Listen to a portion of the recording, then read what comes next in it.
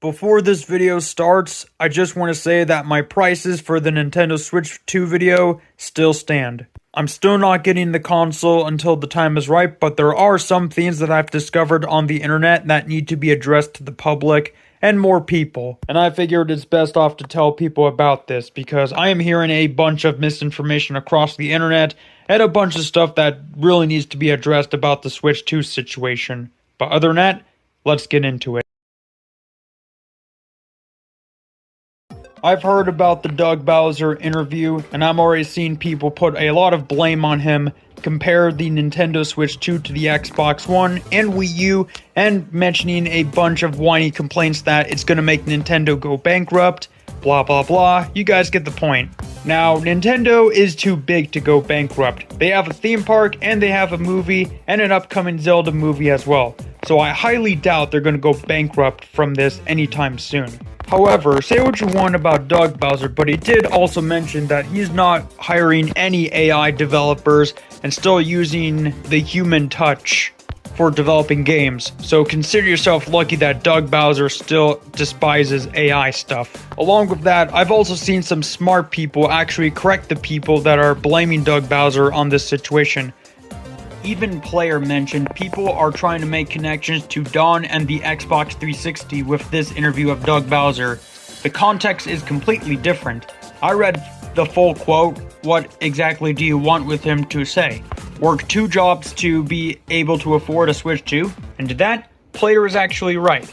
Not just him, but a bunch of other smart YouTubers are actually debunking the information as well. And I highly recommend you check out the videos that are on screen. That will be in the description below of the video. Lastly, may I remind you of the real reasoning why the Xbox One failed? Yeah, you can only use this console if it's connected to the internet. Even offline games I have a disc for? Yeah. Are you brain dead? Considering the fact the Nintendo Switch 2 is going to be offline and you can play games anywhere without an internet connection, it's quite understandable that it won't have the same fate as the Xbox One and the Wii U as well. Nintendo confirms no download codes needed for physical Switch 2 Game Edition cartridges, so meaning everything will be included on the cartridge. Along with that, former Nintendo PR managers say that the company's motto of respect the value is why Switch games don't go on sale. This isn't Ubisoft. Very impressive. Along with that, there was a last article that mentions former Nintendo employees say Nintendo releasing paid DLC for Mario Kart World would be a big no-no. So it means there could be hope that Mario Kart World could be a massive, massive big game. But we'll wait until the Direct comes out, because we'll find out on that day. Nintendo has already hired a crap ton of third-party supporters for the Switch 2. Along with that, I'm pretty sure there's other cheaper ways to get Switch 2 accessories as well that might be successful from third-party companies. But most importantly, I have a huge feeling that Marvel Rivals could make the Switch 2 better. Since the game is for free, you don't need an online membership. Just pick your hero and jump into the game, and yeah, overall, I think this third-party support might actually help the Switch 2 a whole lot. Once again, and I never thought this would come back, but people are weaponizing Iwata's death against the Nintendo Switch 2. And this is something that more YouTubers need to address and mention. Blaming his death on Nintendo, once again, won't make a difference. Now, I know some people will mention to me, but everything was beautiful and pretty during the 3DS and the Wii U era. And here's the thing, I still play on my 3DS and Wii U to this day, but I'm not going to ignore the Wii U failures and the stuff that happened during that time, because I know for an absolute fact everything was still the same when him and Reggie were still around.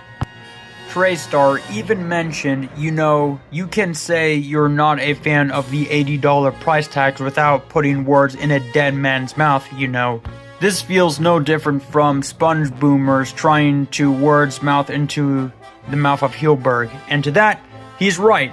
More people need to stop weaponizing Iwata's death. This isn't going to make things better, and it's going to only make our image of how Nintendo will look at us even worse. Especially the same fans that want to actually gun down or kill any of their developers and employees, thinking that they're the ones that are making these decisions, especially the same fans that also support a Smash community filled with murderous actions, dumping a bucket on a homeless person, and a crap ton of more that I've already mentioned in the Smash community video I made. We are better than this. We shouldn't be sending violence, death threats, or any gun violence to any video game companies. This isn't going to make the situation better. Now, like I've said, I'm not getting the Nintendo Switch 2 yet until the time is right. However, please don't attack or harass any of its casual audience for being excited about it, because it just makes our image look a whole lot worse. Shizue also mentioned this: don't let the stop having fun killjoys on the internet ruin your enjoyment of Nintendo games. Sure, their stuff is getting expensive, but I like to take Nintendo's current fare over Disney's current fare. Along with that, this quote right here continues to age fine like wine for every casual fan and respectful fan that's excited for the Switch 2. It really shouldn't be a crime to be a positive Nintendo fan nowadays. I shouldn't be called a dick rider or bootlicker because I like 99% of the things Nintendo does, even when I can admit their flaws. And to that, she continues to have a good point. We are officially better than this. Violence, death threats, or any type of violence against any video game developer or company won't make the situation better, and it just damages our image even more. There's also smart people that actually read accurate information more carefully that explain this type of stuff. I am honestly really grateful I'm not the only one that finds it absolutely pathetic that not everything was beautiful and pretty when both Reggie and Iwata were still around. This right here needs to be spread out more. Weaponizing the death of Iwata against Nintendo won't make the situation better. My video about how Nintendo fans make it hard to criticize continues to age fine like wine, and it will be in the pinned comment section as well. We need to think smarter before we jump the gun. Lastly, even if the Nintendo Switch 2 does fail, it won't make Nintendo go bankrupt entirely. And even if Nintendo does go bankrupt, it could damage gaming entirely. Yes, Nintendo still sucks, and so does PlayStation and Xbox, but we still need them, despite the stupid decisions they make. This video right here continues to age fine like wine as well. The gaming community is toxic. The comment section of that video continues to age fine like wine. And if there's a reasoning why video game companies are starting to have trust issues with their fan base and actually, quote, hate them, then you know something is completely wrong in the video game community and needs to be addressed. Overall, I think it's a lot better if gamers can go outside and ignore the internet and just enjoy games however they like. Other than that, hope you guys understand this video, subscribe for more, and I'll see you guys in the next video, so peace out.